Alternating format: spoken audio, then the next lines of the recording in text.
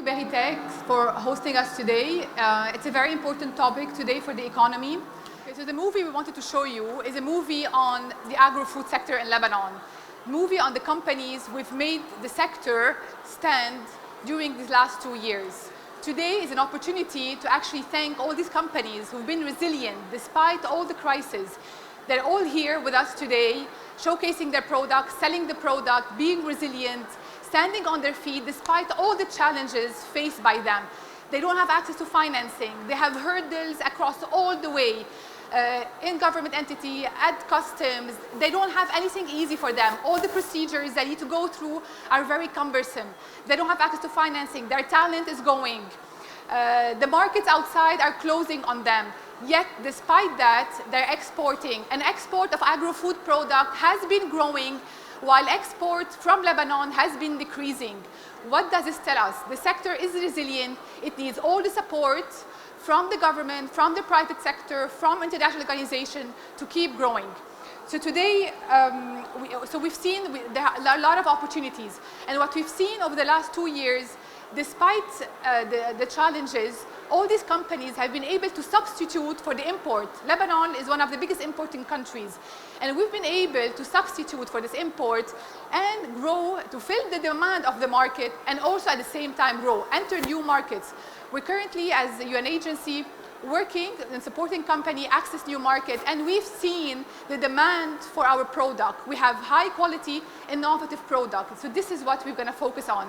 And today, one of our experts, policy experts, Sami Atallah, I'm going to brief Sami. He's going to tell us what we should focus on going forward, what are the measures we need to take, both as private sector, international organization, and government to move forward. So Sami Atallah is a founder of the Policy Initiative. He's a brilliant economist. He used to be the director of the LTPS. He's written so many policy studies, was informing policy making in the government.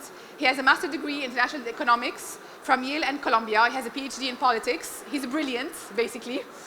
So Sami, I was going over your article that you wrote on August 2019.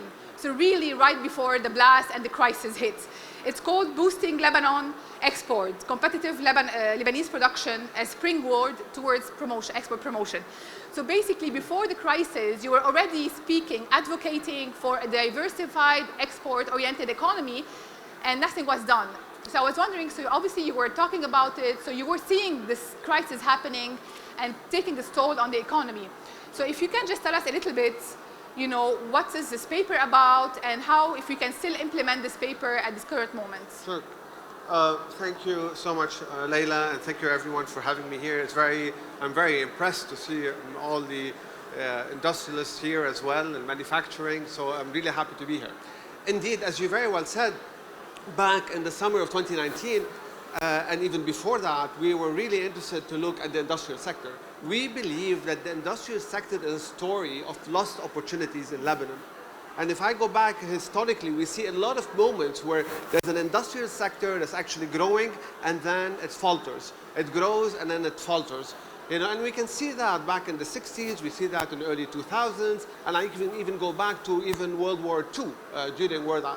So what does it tell us exactly with this data? It tells us there is resilience, there's an economic and a vibrant manufacturing sector that actually grows as a function or due to what we call external demand. People demanding our products. Lebanese manufacturers are able to spot and realize that there are markets, they manage to serve that markets, and then after a while they lose the competitiveness in these markets and then the sector goes down. So it's very interesting, you know, there's a cycle there. But why do you see, like, how can we ensure it's always sustainable? Exactly. Yeah. So the question was, we were really prompted is how do we make it sustainable? And this is where the trick is countries that have been able to exploit this high demand or external demand, they have, with their governments, been able to transform that into what we call productivity competitiveness, which means they've been able to lower the production costs, they have better infrastructure, they have better trade logistics, and then they move up the ladder in terms of their production and their competitiveness in these markets. So when we looked at Lebanon and within that, this study, what it looked at is looking at Lebanon's manufacturing sector using 2017 and 2018 data, which has changed significantly. But the point is we saw that actually in Lebanon, we have a very diversified sector across, which means we do food, chemicals, and when I say that, we export chemicals, we export electrical equipment, we export food stuff, which we all know obviously, but also there is diversification within the sector, which means that within agri-food, for example, we look at the top 3 products and we see how much of the market they actually take, and actually they don't take much, which is around 30%, which means that the sector is highly diversified.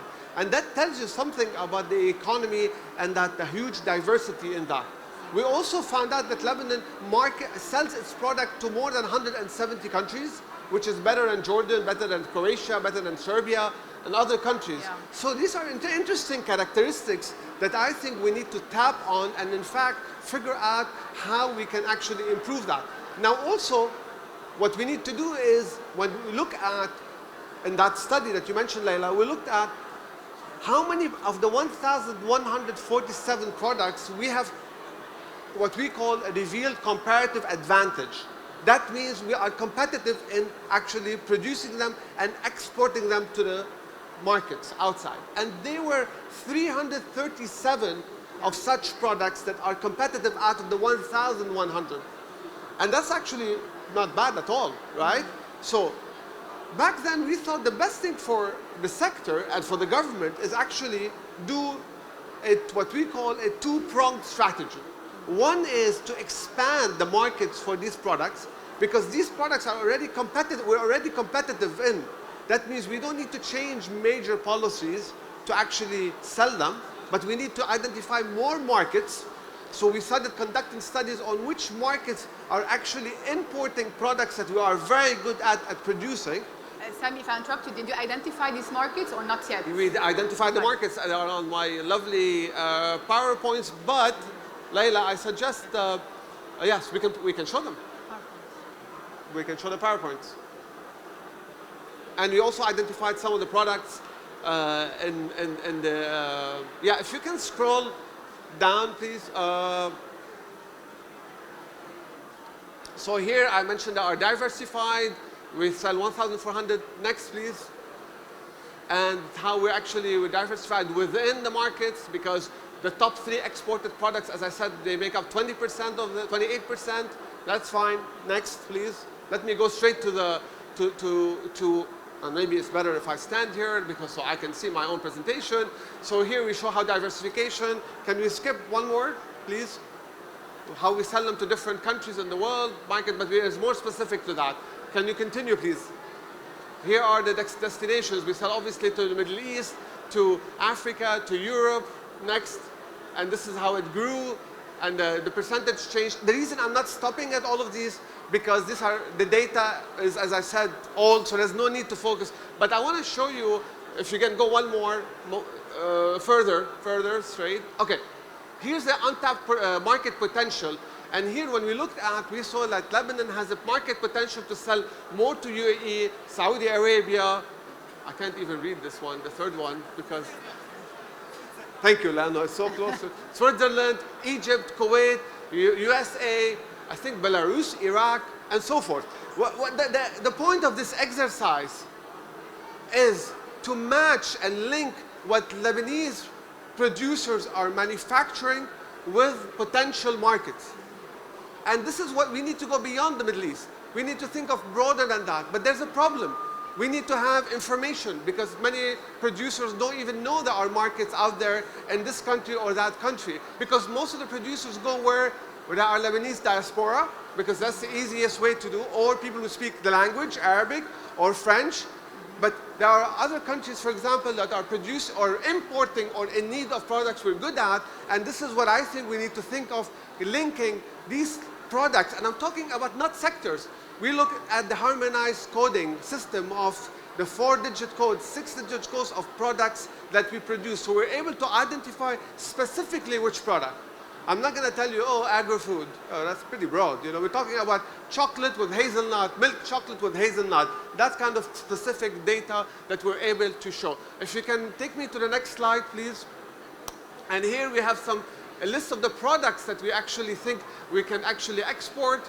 And again, I'm sorry because I can't even read this because of the there's apple, fresh apples. There is. I need to take an angle. Anyway, I think you can see them better than I do, actually, right? Because of the resolution. Thank you. The resolution here from. Thank you. Jewelry, apples. Jewelry, apples next. Potatoes, nuts, and other things. And there's chocolate there, I remember, and what have you. Now, can you take me to the next slide? Who's turning the slides? Okay, so this is what I talked about. We have 337 products, okay, that actually have what we call in our economic jargon that we're competitive in. Okay, that's not bad. And they actually are worth $2.7 billion again during that period. If you take me to the next slide, we see that actually these products are actually also diversified. That means we're not competitive in one sector. No, we're competitive. We have products in all of these sectors that out of the 337 products are distributed across all of these sectors. Next, please. And some of these products that we're very competitive in, again, I can't really see here, the chemicals, the vegetable products, chemicals, prepared food stuff, and vegetable products, and we have their coding, the HS4 coding of them that is actually quite specific. So, next, please.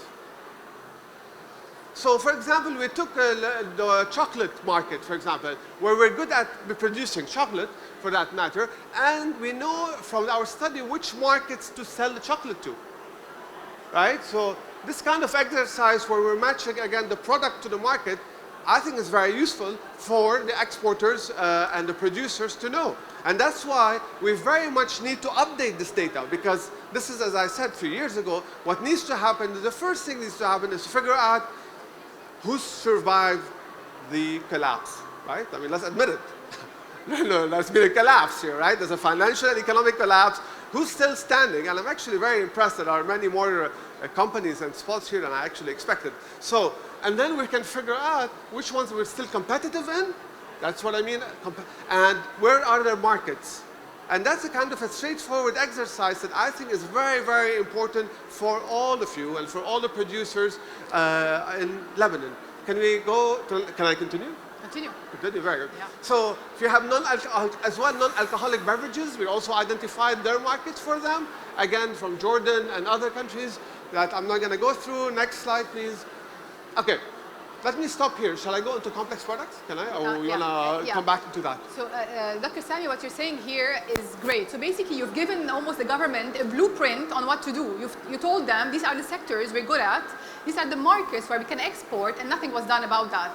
So basically, today, we have low-hanging fruit. We have kind of an export direction, a plan, a roadmap. We need to renegotiate our trade agreement. We need to maybe reinforce the work we have with our economic attaché, our embassy. We need to increase the support we provide to access market, which is traditionally the role of the government, the role of IDAL, because today the companies, and also provide them with information. How do we access these markets? When we did our analysis, what we noticed that companies do not know how to access the markets. They don't even know what are these markets and how to access the markets. So we're going to show now, before we turn to Dr. Soueid, a tool. So just to mention briefly, today I'm here to represent UNDP and UNIDO under the PSDP project, which is a productive sector development project, which is funded by Canada and which focuses on supporting the export of agri-food SME to external markets. We've done extensive interviews with companies and we've identified the gaps that companies need today to access markets. We're not claiming that we're tackling all the gaps. We're starting with one of them, and we're hoping to extend to make sure that companies, in consultation with the private sector and the government, have access to all the full-fledged services needed to access markets. So if we can just show the movie today.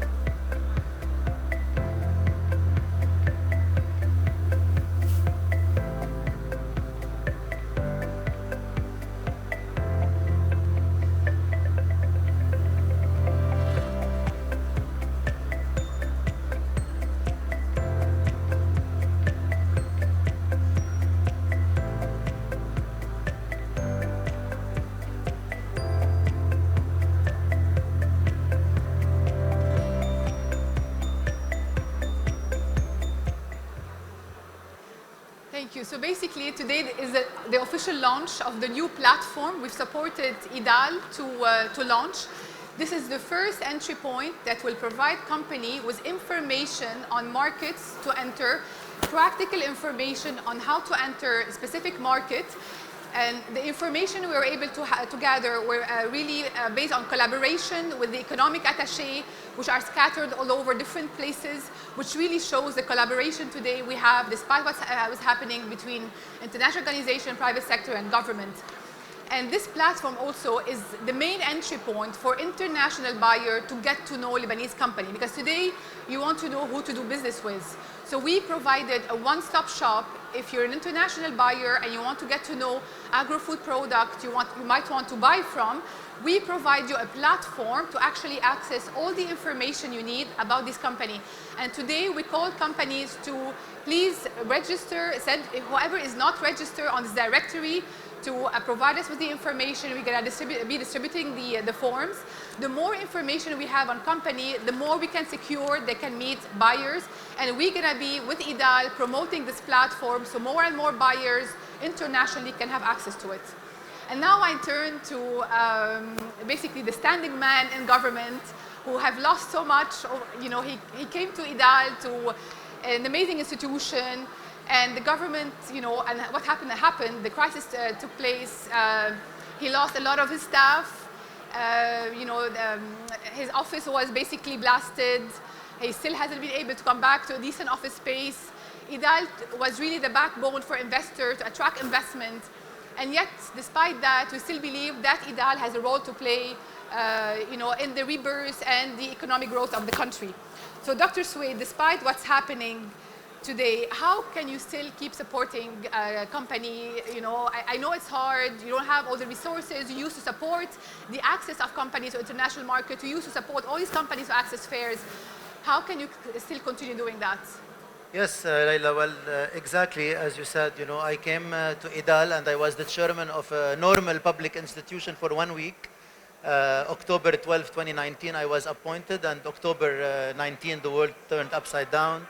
And since then, one challenge after the other: COVID, the blast, the bankruptcy, the collapse of the state, the disintegration of the state that we are witnessing. And IDAL, like many other public institutions, is suffering from this disintegration. Today, I am trying to, as much as possible, refocus the work of IDAL by building strong partnership with the international organization and with the private sector. As you know, Leila, you know, today being a public sector officer or public sector employee is a very challenging thing. And really IDAL today is in addition to me, is continuing because of the good faith of very few public employees. 2 of them are present here with us today, that honestly I can assure you that they are paying money to come to work, because their salary is not enough to cover the gasoline cost of their cars, you know.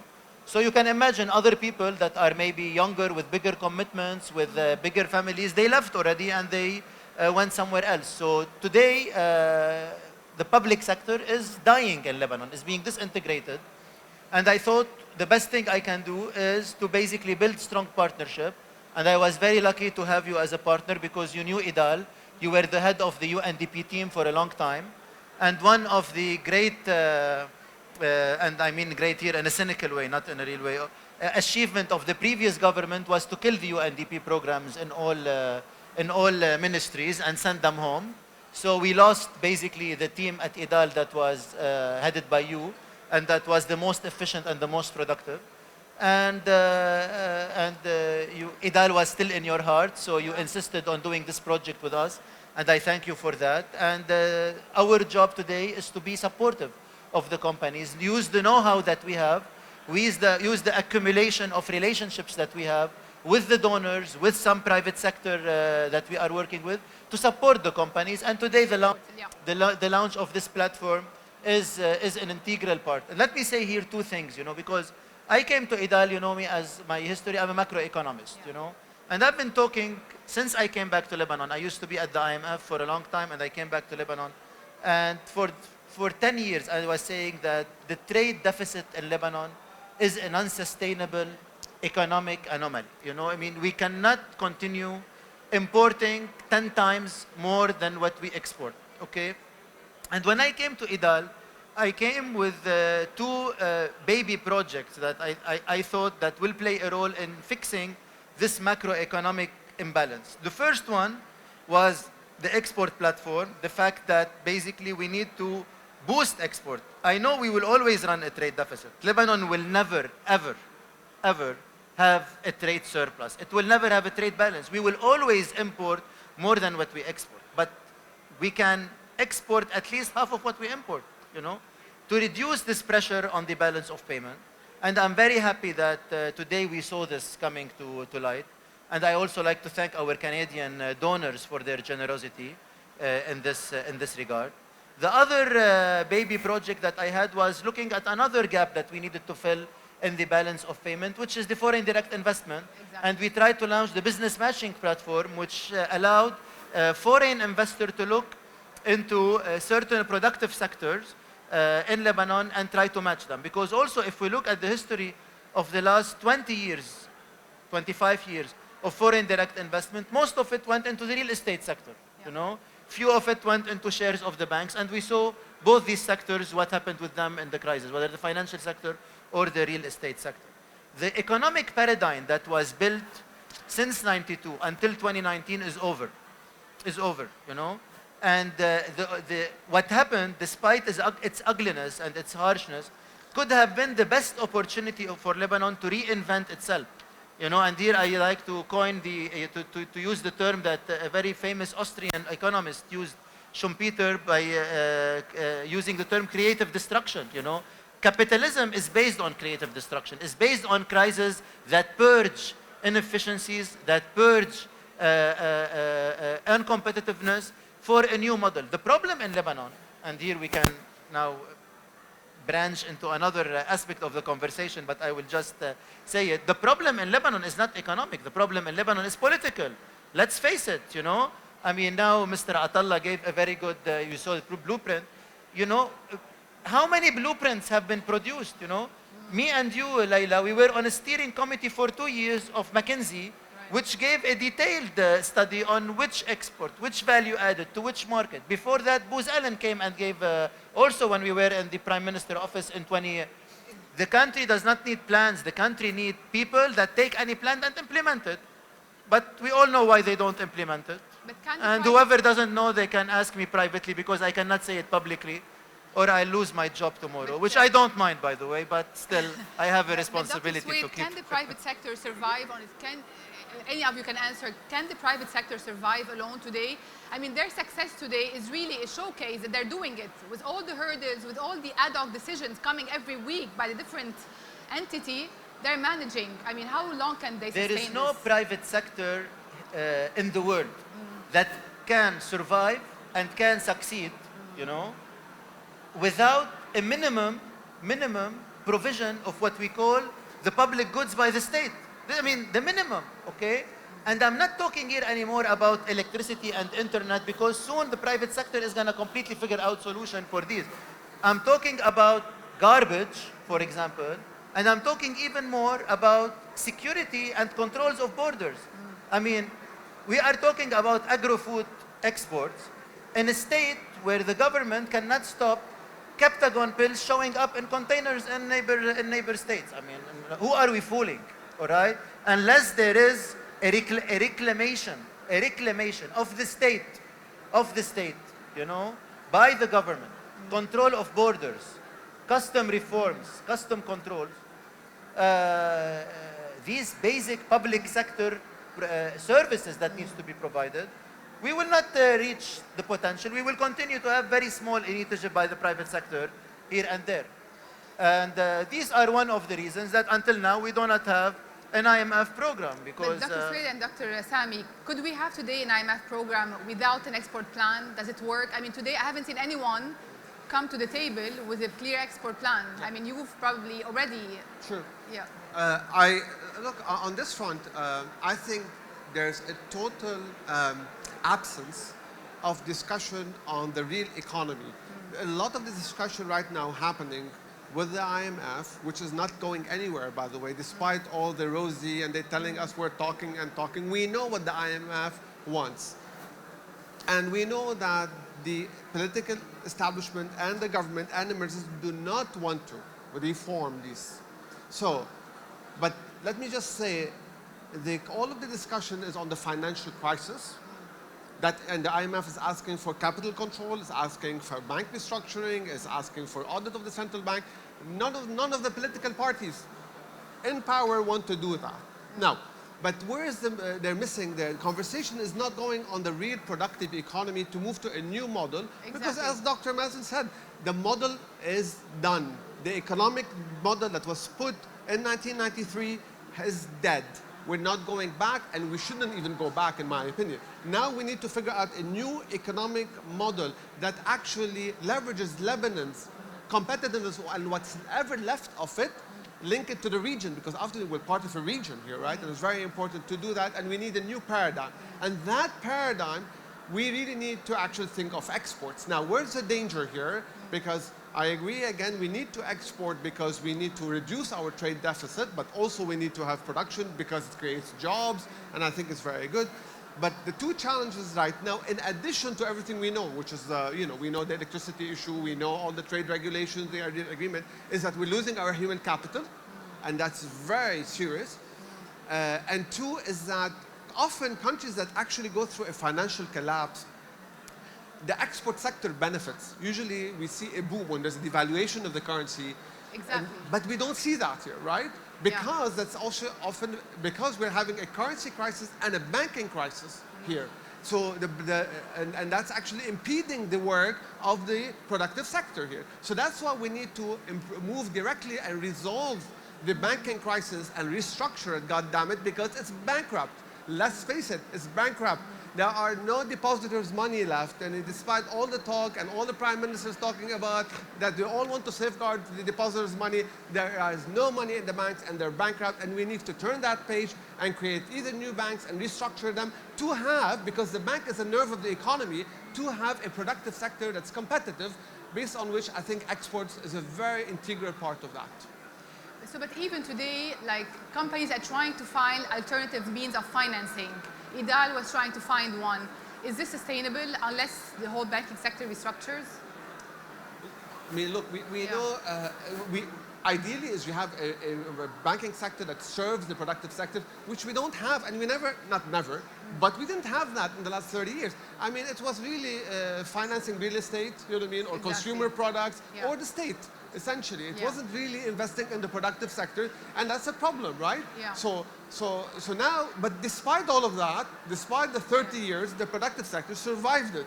Exactly. Right? So, but that's not sustainable. I mean, we went into a whole scheme, and then, the whole economy collapsed. So that's part of the new model, is to really think of how do we actually finance the new economy. And to me, we need to think collectively of alternative ways, either with the banking sector, which I advocate, because we need a banking sector. We can't operate the way we're operating, or we have to find alternative means, which I think becomes much more difficult. But we have to figure out a solution, because so we don't suffer the leakages of people closing and actually, or packing their bags and leaving the country, as we're seeing it on probably monthly basis. I'm just going to ask one question before we wrap up. Again, to both of you, we've seen, despite all of this, some investment increasing, some production like Nestle producing in Lebanon. Like, how do you expect? We've had some positive, let's say, spillover from this crisis with more company, maybe because it's cheaper, it's still cheaper to produce here. Have you seen this during your work at Idal, or Sami, through your research? These investment that you're talking about, they would be 10, if not 100 times more. True.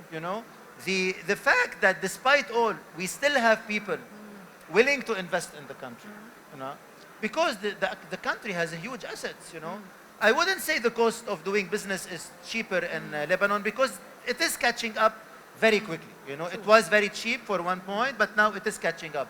I really still bet on the education level and entrepreneurial skills of the Lebanese. That's what make the country, survive, Eli Saab will always produce much more expensive than any other Indian or a Chinese designer, you know, but it is Eli Saab in the end. Yesterday we were at a dinner with the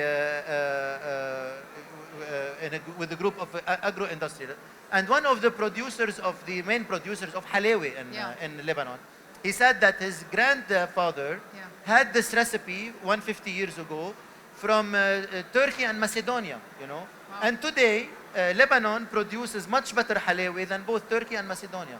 I mean, there is always the Lebanese touch, you know. I mean, this is not something that we just talk about it as a cliche. It's real, you know. And you see it in wine, you see it in chocolate, you see it in I mean, Lebanese chocolates are sold in Harrods, you know, in London, in the chocolate court.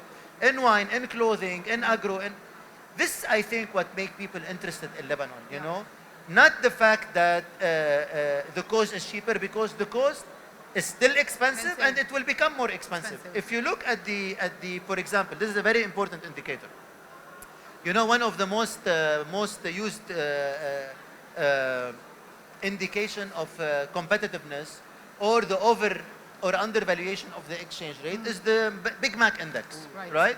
Recently, the Economist published the Big Mac index. You know, it's just basically the cost in local currency translated into dollar of the Big Mac, which is the exact product across 100 countries. Okay, it's the exact product.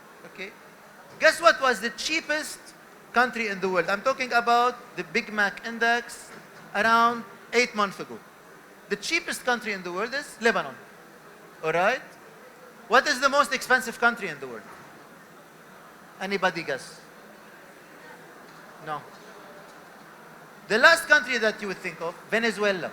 Wow. Venezuela has the highest cost of the Big Mac index in the world. And this country, if not addressed very quickly, is heading to become another Venezuela. So you're going to climb up and see that in 2 years, the cost of a Big Mac in Lebanon is going to be competing with the cost of a Big Mac in it, because the cost of producing the Big Mac in terms of the electricity and the security in terms of all these things will be very high. So, and this will start hurting the power that we have in terms of entrepreneurship. And so the fact that you have seen some pickup in investment is not a reason for complacency. It's actually a reason to hurry up and do the reforms and get things done so that when the country becomes overly expensive, you can still attract investments. Great. So basically, in summary, we have international organizations, we have the government, we have the private sector sitting together today, putting, you know, outlining the reform plan for whoever is going to listen from the government. The action steps, it's very clear. We need to, again, seize the opportunity we have, as Dr. Soueid said, and Dr. Atallah said, it's out there. You know, we don't want to become Venezuela again.